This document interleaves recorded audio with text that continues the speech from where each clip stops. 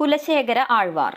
ദക്ഷിണേന്ത്യയിലെ ഭക്തിപ്രസ്ഥാനത്തിന്റെ വൈഷ്ണവ ശൈവ ശാഖകൾക്ക് നേതൃത്വം നൽകിയത് യഥാക്രമം ആഴ്വാരന്മാരും നായനാരന്മാരും ആയിരുന്നു. ആഴ്വാരന്മാർ 12 പേരാണ്, നായനാരന്മാർ 63. ആഴ്വാരന്മാരിൽ ഒരാളും നായനാരന്മാരിൽ 2 പേരും കേരളീയരായിരുന്നു. കേരളീയനായ ആഴ്വാർ 2ാം ചേര സാമ്രാജ്യത്തിന്റെ സ്ഥാപകനായ കുലശേഖര ആഴ്വാരല്ലാതെ മറ്റാരുമല്ല. ദക്ഷിണേന്ത്യയിലെ മഹാത്മാരായ മതനേതാക്കന്മാരിൽ ഒരാളാണ് അദ്ദേഹം. സംസ്കൃതത്തിലും തമിഴിലും അഗാധ പണ്ഡിതനായിരുന്ന ആഴ്വാർ രാമനെയും കൃഷ്ണനെയും സ്തുതിച്ച് അസംഖ്യം വൈഷ്ണവ ഭക്തിഗാനങ്ങൾ രചിച്ചിട്ടുണ്ട്. മുകുന്ദമാല അദ്ദേഹത്തിന്റെ സംസ്കൃത കൃതിയാണ്.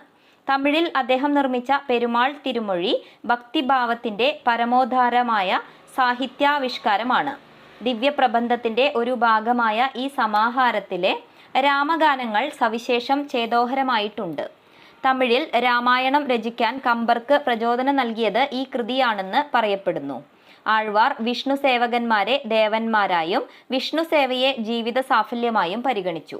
അവരുടെ പാദപാംസുക്കൾ ഞാൻ ആദരപൂർവം നെറ്റിയിലണിയുന്നു എന്നാണ് പെരുമാൾ തിരുമൊഴിയിൽ അദ്ദേഹം പറയുന്നത്. അദ്ദേഹത്തിന്റെ സൂക്തങ്ങളും കവിതകളുമാണ് കേരളത്തിൽ വൈഷ്ണവ മതവികാസത്തിന് അത്യധികം പ്രേരകമായി തീർന്നത്. ചേരമാൻ പെരുമാൾ നായനാർ. കുലശേഖര പരമ്പരയിലെ 2ാമത്തെ ചക്രവർത്തിയായ രാജശേഖരവർമ്മയാണ് AD 820-844 കേരളീയനായ ചേരമാൻ പെരുമാൾ നായനാർ. ഇദ്ദേഹത്തിന്റെ കഥ ചേക്കിഴാർ പെരിയ പുരാണത്തിൽ വിവരിക്കുന്നുണ്ട്. തിരുവഞ്ചിക്കുളത്താണ് അദ്ദേഹം ബാല്യകാലം കഴിച്ചത്. പിതാവ് സന്യാസിയായി സിംഹാസനം വെടിഞ്ഞപ്പോൾ അദ്ദേഹം ചക്രവർത്തിയായി. സുഹൃത്തും സഹചാരിയുമായിരുന്ന സുന്ദരമൂർത്തി നായനാരെ കാണാൻ പെരുമാൾ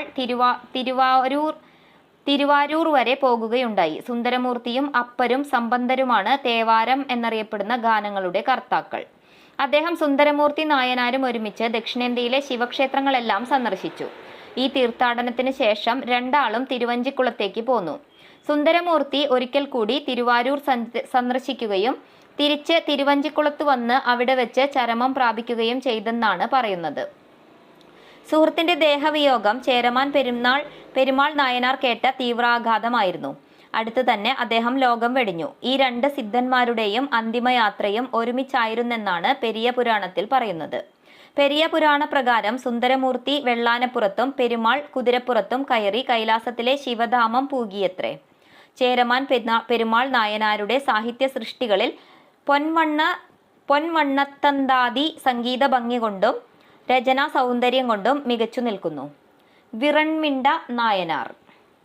കേരളത്തിലെ 2ാമത്തെ ശൈവ സിദ്ധനായ വിറൺമിണ്ട നായനാർ ചെങ്ങന്നൂർക്കാരനായിരുന്നു. ഇദ്ദേഹം വെള്ളാളനും അതുകൊണ്ട് ശൂദ്രനും ആയിരുന്നു എന്ന വസ്തുത ശ്രദ്ധാർഹമാണ്. ചേരമാൻ പെരുമാൾ നായനാരുടെയും സുന്ദരമൂർത്തി നായനാരുടെയും സമകാലികനായിരുന്ന ഇദ്ദേഹം കേരളത്തിലെ ശൈവ മതപ്രചാരണത്തിൽ സുപ്രസിദ്ധ പങ്ക് വഹിക്കുകയുണ്ടായി. ആദരത്തിന്റെ കാര്യത്തിൽ ശിവന് മുൻപേ ശിവഭക്തന്മാർ എന്നായിരുന്നു അദ്ദേഹത്തിന്റെ ഭാവം. വിറൺമിണ്ട നായനാരുടെ തിരുവാരൂർ സന്ദർശനത്തെക്കുറിച്ചുള്ള ഒരു കഥ അദ്ദേഹത്തിന്റെ മഹത്വത്തിലേക്ക് വെളിച്ചം വീശുന്നു. അദ്ദേഹം തിരുവാരൂർ കഴിയുന്ന കാലത്ത് ഒരു ദിവസം സുന്ദരമൂർത്തി നായനാർ ക്ഷേത്രത്തിന്റെ ശ്രീകോവിലിലേക്ക് അവിടെ മണ്ഡപത്തിന് മുൻപിൽ തടിച്ചുകൂടിയിരുന്ന ഭക്തജനങ്ങളെ ശ്രദ്ധിക്കാതെ കടന്നു പോകുന്നത് കാണാനിടയായി.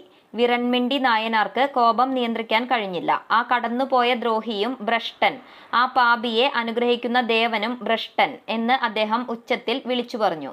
ഇതുകേട്ട് സുന്ദരമൂർത്തി നിരഹങ്കാരനാവുകയും ഭക്തന്മാരെ സ്തുതിച്ചുകൊണ്ട് അപ്പോൾ തന്നെ തിരുത്തൊണ്ടത്തൊകൈ എന്ന ഗാനം നിർമ്മിച്ച് ആലപിക്കുകയും ചെയ്തു.